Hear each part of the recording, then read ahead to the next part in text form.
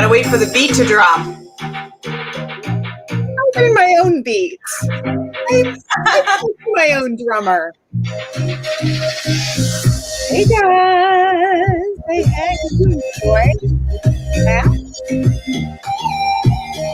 Did you enjoy watching me not know what I was doing? Did you enjoy that as much as I enjoyed that? I'm so happy to be here with you. Happy Thursday. It's Sister Straight Talk time.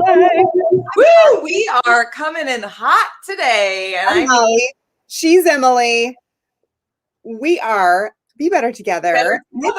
It's your Straight Talk time. Straight Talk. Give it to you straight. And Emily's got an amazing topic for you today. We're going to be in, we're going to be out, we're going to be quick, we're going to be sweet, we're going to give you loads of value, all the entertainment and ridiculousness from me, per usual. And we're going to hold the ship together per normal. And you're going to comment and let us know you're here and let us know what your favorite color is. Ooh, what a fun thing to know. Mm-hmm. I didn't know what my favorite color was until, and here's why I'm asking the question, because our topic today is super good. It's about expectations. And I think we like to have a lot of expectations and value systems around assumptions about people. And then we talk to you every week and you talk to us every week and we don't even know each other. We don't even know each other. Do we even really know each other? I don't even know what to expect from you if I don't even know what your favorite color is. But I did not even know what my favorite color was until I was 20, 21. And then bam, I was so excited and What do you mean you didn't know what your favorite color was until you were that old? Yes, I was that old. Oh, that old. Huh. Old soul. Yes. Well, that's a whole story right there. A whole story right there. Purple. I don't even wear purple, but I love that color. Well, I suppose your favorite color doesn't necessarily have to be one that looks good on you, but is this purple? Would you consider this purple, or is this? I would consider that purple. Well, but true purple lovers have their views about like purple. Yeah. No, that's lilac. No, that's lavender. Very specific. So I'm curious. There are a lot of shades of purple, actually, and I feel like I just made a pun about the movie, The Color Purple. But there are lots of shades. Or no, the gray. Shades of gray. I think you need some more logic. No, I do. What do you guys think? Hey, do you think Emily needs some more logic in her life right now? She loves my goodness, purple. You love all the shades of purple. Okay, well today, color is an important topic, but today we're talking about expectation. And I know your expectation was that we would have it together when you hopped on to watch us. And we are your expectation meter on that. I don't know what you view as having it together. Maybe that is what's happening right now in my brain, maybe not. But we are going to talk about expectations today. So has your expectation meter broken? Is the question. Yes, because I expected a lot more of you to comment your favorite color. I want to get to know you. And so far I'm only seeing a few comments, and I know how many of you are live right now. I know how many of you are with us. So my expectation meter has broken. But thank you so much for sharing. Those of you who have shared, we're getting black, we're getting purple, we're getting blue. My favorite color is what, Molly? Blue, green, or anything in between. Yeah, anything blue, green, or in between. That's my mantra. Yeah. Okay. Well, let's dive in. Let's talk about expectations. Well, let's just dive in. Let's just get into it. So, we are always about bringing you it straight. And I think that we would agree, Molly, you and I, that a lot of people, including ourselves at times, which is the constant struggle and goal of what we do, we live mediocre lives in a lot of ways. And I think the root cause of that can be found in the fact that our expectation meter has broken.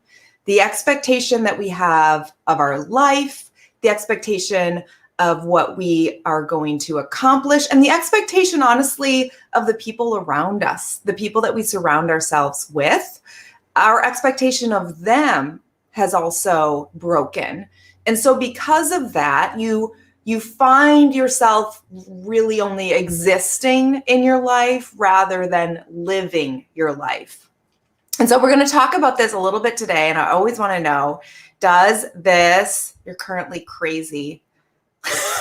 Okay.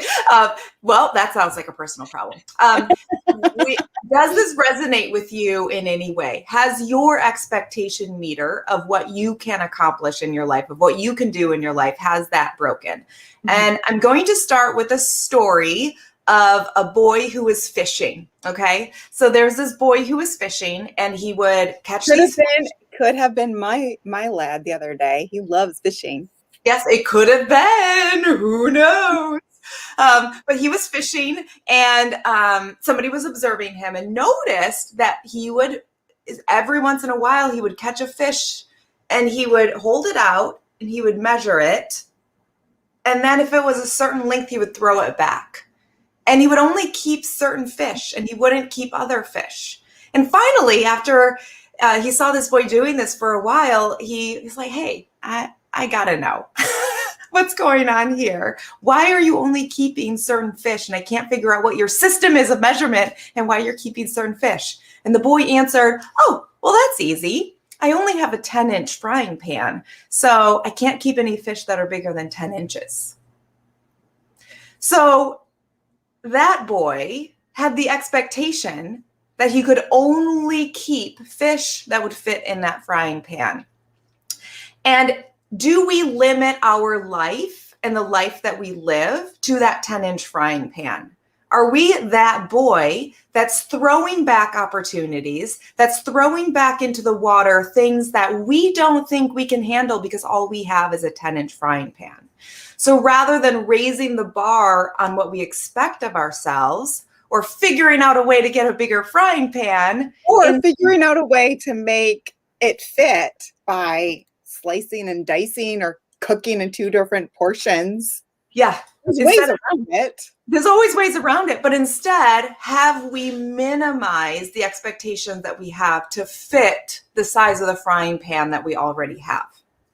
Mm-hmm. So that's the setup for what we're going to talk about. And that actually ties in really well with that other super classic story, which let me know below in the comments if you've heard this one before. This mom prepares a Thanksgiving feast every year. Oh, yeah.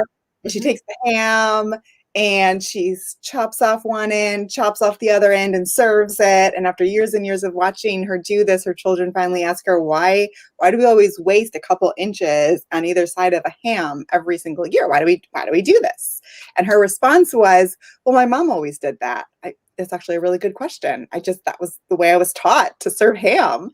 So she goes to her mom.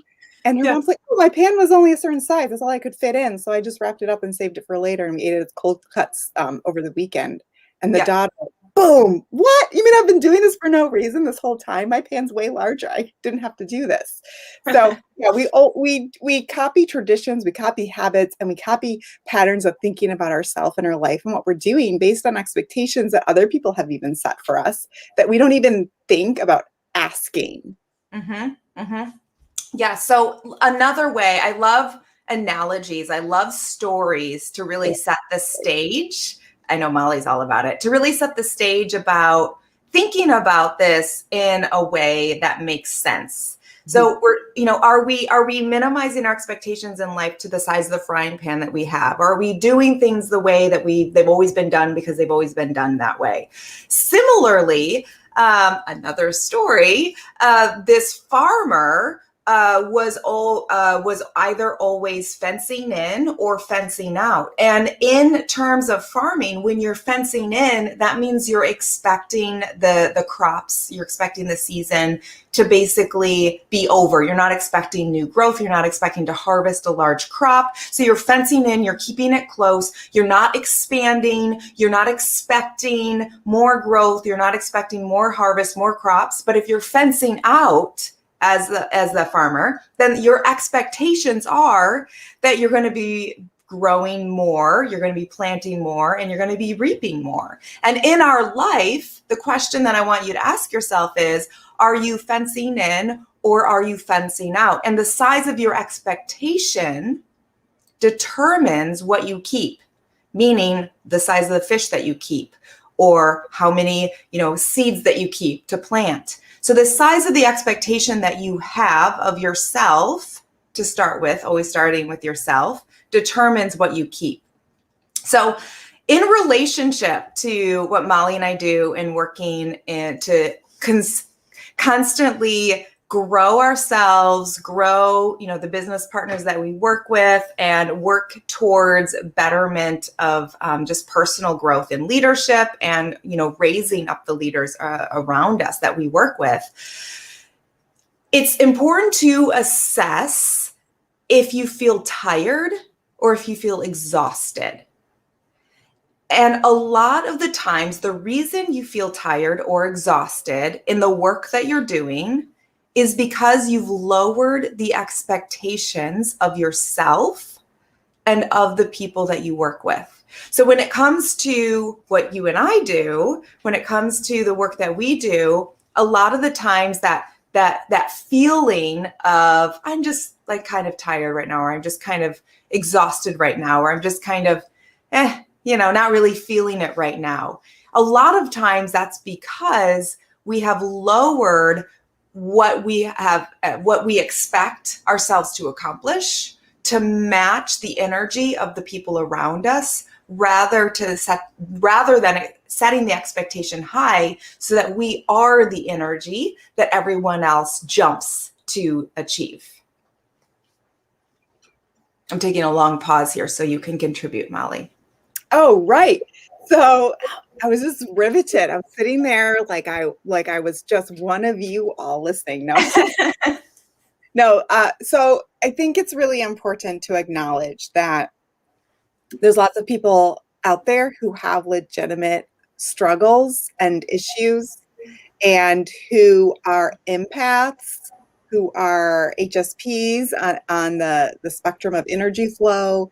And it's a real challenge for you to not be affected by other people's energies. It's a real challenge for you to not walk into a space and be so intuitive to what that energy is. And so if you ever want to lean in and talk with us a little bit more about, well, okay, Molly, as somebody who gets that, hears that, understands that, because that's the exact same way I am.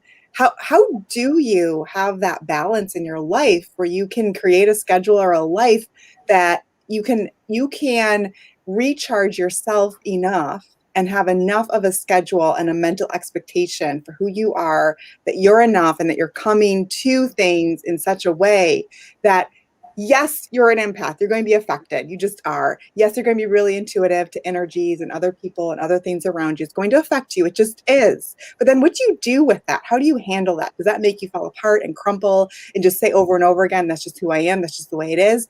Or do you have a tool, a system for figuring it out, figuring yourself out?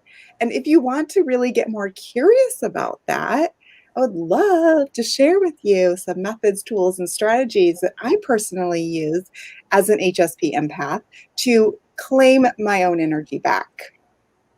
Well, and I think that that's important, because the expectation you have of yourself is that you're not allowing that to dictate what you accomplish in life. You're not allowing the fact that you're an empath, or I don't know if everyone knows what HSP means when you throw around these terms, just in case people don't know what that means. Mm-hmm. Do you want to? Just a highly sensitive person, somebody who's more intuitive, who has different energy levels. They're just more affected by sounds, by stimulations. They're more aroused by things in their atmosphere influence the way they feel. And other people listening to me say this right now, you don't necessarily relate or resonate to that, because that's not you, and that's okay, because there's all kinds of people to make the world go round.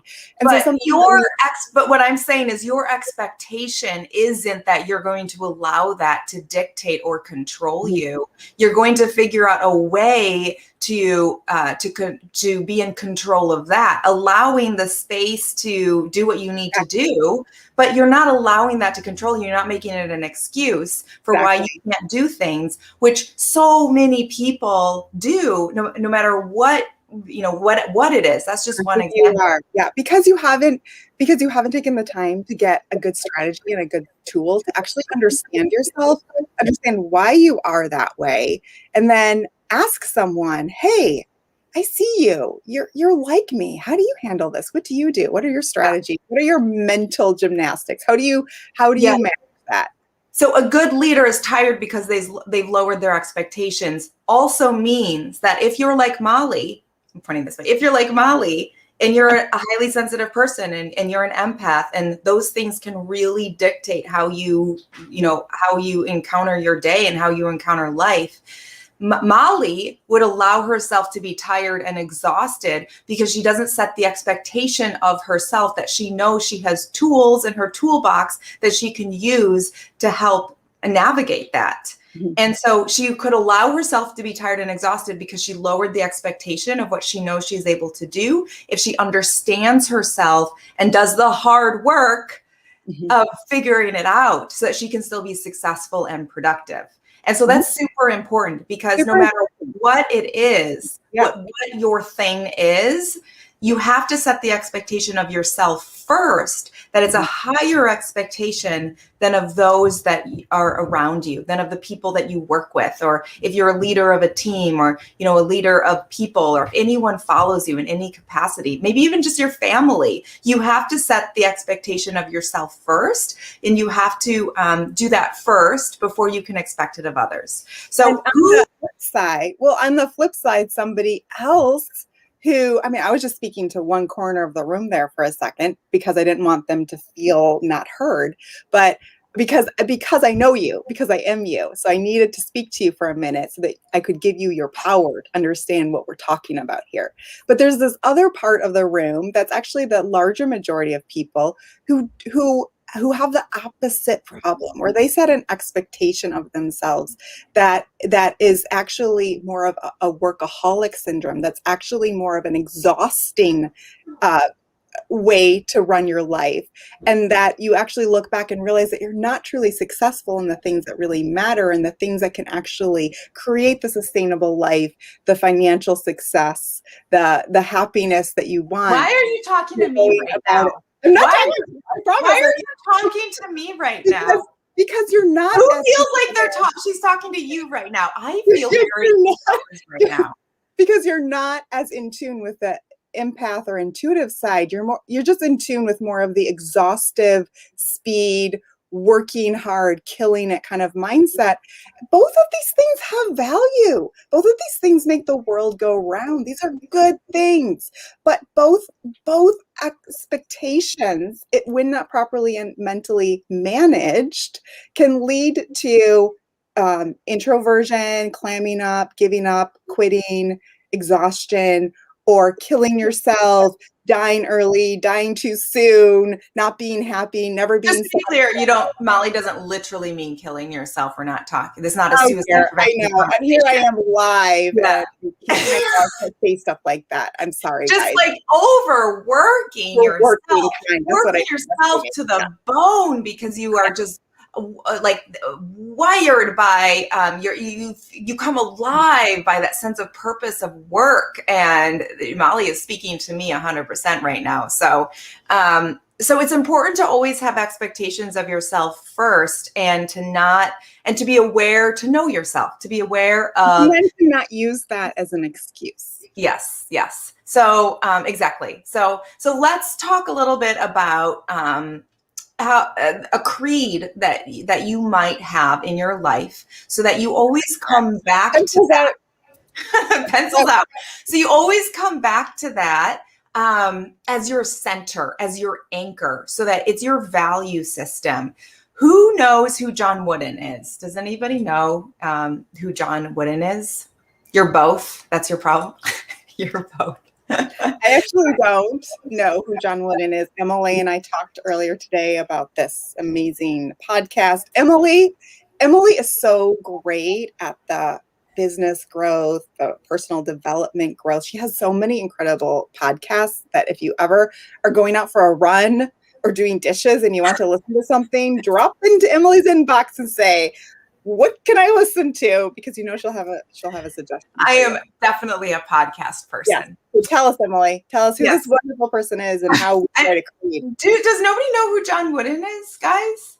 Guys, come on. All right. So John Wooden is a very famous American basketball coach, and he was known as the Wizard of Westwood. He won 10 national collegiate athletic championships in a 12-year period. He was the head coach for the UCLA Bruins. And anyways, if you follow basketball, you know who he is. I don't follow basketball. I don't follow basketball, and I know his name. And I know I should know who he is. Okay. But I feel really attacked right there. I had to look it up before talking about it so that I knew for sure who he was. Okay. So he is one of the most famous college head coaches ever. So to put it very simply, he's famous for being one of the most successful. You should care who he is. He's incredible. Yes, he's incredible. So he had a creed that he lived by. And the reason why he was so successful is because he had a creed. And if you guys have notes, write this down. His creed was 6 things that he's done. He carried around on a piece of paper that his dad gave him from the age of 12. And these 6 things were the intention of making the most of oneself. So his only goal in life was to make the most of oneself and really make the most of himself. So every day when he woke up, he would remind himself of this creed. He carried this piece of paper around, in his wallet his entire life. And number 1 is be true to yourself. Number 2 is make every day. I'm not putting this up on the board. There we go. All right. Make the most of oneself. Making the most of oneself. That was his creed, a creed from John Wooden. I'll leave that on up for just a second since I forgot to put it up and I had it ready to go and then I forgot to put it up so that everyone can read it. Okay. Of the 6 things that he did every single day, the first was be true to yourself. The second is make every day your masterpiece. Help others. Molly, you'll like this next one. Drink deeply from good books. Or for me, it's drink deeply from good podcasts. I'm definitely more of a podcast person, but I like to listen to books on tape. Are you an audio learner? Yeah. I think so. How do I not know this about you?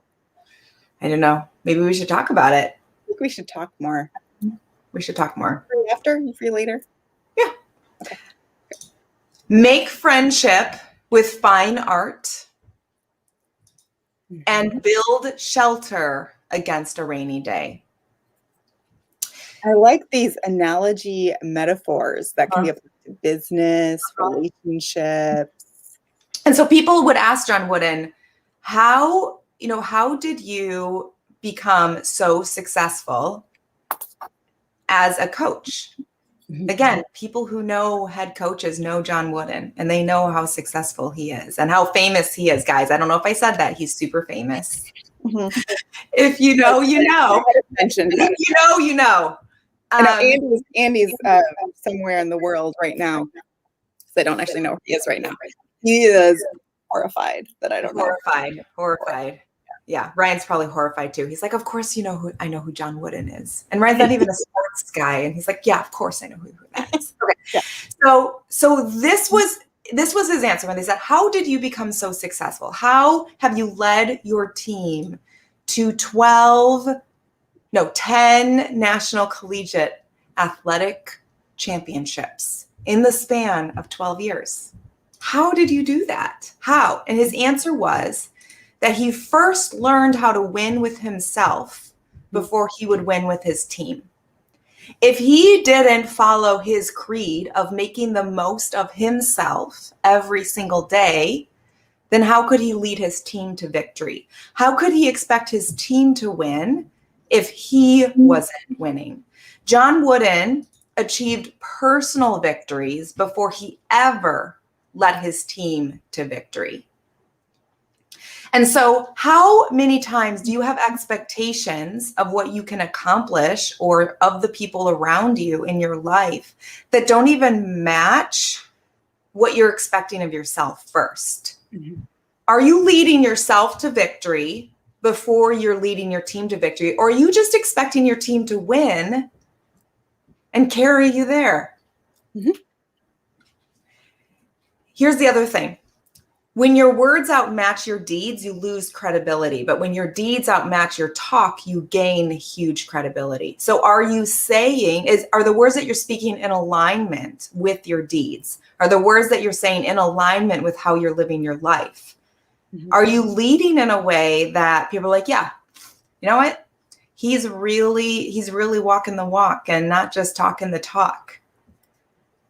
And are you, in the work that we do, Molly, with our team and our business partners, are we, when we meet with them, when we talk with them, are we having conversations with them about where they want to be in life and in this business that aren't even things that we expect ourselves to do? It's important for us to realize this as we work with our business partners as well, that we can't help them reach goals and reach, achievements or accomplishments or anything if we don't first expect that we can show the way of how to get there. So for example, for you, Molly, as somebody who has always struggled with, HSP and being an empath, and that's really defined a huge majority of your life, how can you expect somebody who also struggles with that to overcome it in a positive way and be successful in working with others if you can't even do that? 100%. There's another really great quote on that topic that we like to say a lot. You can only lead as far as you've gone. You can only guide as much as you've gone through. And so if you're asking, if you have an expectation of your life and of your finances that's greater than what you're willing to go through yourself, then you're constantly going to have an expectation that disappoints you. You're never going to get there. Yeah, totally. So there's a story of Gandhi, and I know we only have a couple more minutes, Molly. There's a story of Gandhi. I have a couple quick things I want to say. I have a couple quick things I want to say. So, so this mom, Molly has a meeting she's got to run to, and I'm rushing. So there's this mom who took her young boy to Gandhi, and she wanted Gandhi to tell him, put this up and say, what we're talking about. She wanted Gandhi to tell him to stop eating sugar because sugar was bad for him. And Gandhi replied, "Come back next week." Mom was like, okay. So she came back next week. She's like, "Can you tell my young son to please stop eating sugar? It's really bad for him. And I know that if you tell him, he will listen to you." And Gandhi said, "Stop eating sugar." And then the mom leaned over and said, "Well, why did I have to come back this week? Why couldn't you just say that last week?" And Gandhi said, "Because I was eating sugar and I couldn't tell him to do something that I wasn't also not doing." But yet, how often do we expect that of our team, of our kids, of our partners, spouses? We expect something of them that we're not even requiring of ourselves. But Gandhi had higher expectations of himself than he had of others. And he had moral credibility and authority. He was not going to tell this young boy to do something that he wasn't willing to do himself, which gave him moral credibility and moral authority to be the person to communicate that to the young boy. Mm-hmm. And with that comes this final thought. You have to quit leading off of yesterday. How many times do you throw back to, well, Molly, I have 2 books published, and so I'm a published author. And so you need to look at me as a published author of credibility because I'm a published author. But yet you haven't written anything in 5 years, right? Yep. I'm using that as an example. It feels really specific. Really, or for myself. See, I can dish it out. I can also take it. Or for myself. Well, I am a highly recognized coach in my industry, and I've earned awards for coaching and for training. And so because of that, you need to listen to me because I am reputable. Do you know that I tried to say that word yesterday? I also couldn't say it. And also, why would I try to say that twice back to back? I can't remember the last time I said that word. I said it yesterday. I specifically remember I was walking Tula, and I was talking to Ryan's friend. Joe is in town visiting. I was talking to Joe, and I can't remember what I was saying, but I was trying to say the word reputable. Reputable. Yeah, there it goes. There you go. And I couldn't. You took the pressure off. Yeah. Anyways, my point is, are we living on yesterday's achievements? Oh, 100%, or are we 100%, we all do this. We all do this. We throw it in someone else's face that I'm this amazing, credible, whatever, because of this accomplishment that I achieved yesterday. Meanwhile, I'm shoving my face full of ice cream today, or whatever it is. Are we leading off of yesterday, or are we leading off of today? I have so much more content to get through. I think that's all the time we have. That's all the time that we have. I have so much more. We can go on. To know more about this topic. We can continue next week. I have so many more notes here. The rest of Emily's notes. Maybe you have to keep tuning in. How about that? All right. Well, maybe we'll finish up this topic next week. As always, let us know if you get value from this, and we want to hear from you. Answer Molly's question: what's your favorite color of the day? And I like to ask the fun stuff to get to know you. That's all. Yeah. There's no in-depth. I'm not going to be in your inbox giving you an offer for your favorite something in a color because you told me. You really want to know. All right. Well, maybe we'll continue this next week. I'm so sorry. I have so many more notes to get through about expectations. And I think it's really important. I think it's an important conversation. I feel triggered and attacked from this live today. I'm ready to go write some books. As an HSP. What takeaway? Drop it below. We want to know, what's your takeaway? How did you feel heard? And then a little attacked today in a loving sister straight talk kind of a way, because we're here for you. We know that this is a place where you can belong. You can feel understood, valued. We can refine you, reframe you, and rise you up to shine. So we hope that you stay for the journey. Keep tuning in. Tell your friends, share the love, and we'll see you next week. Sounds like a plan.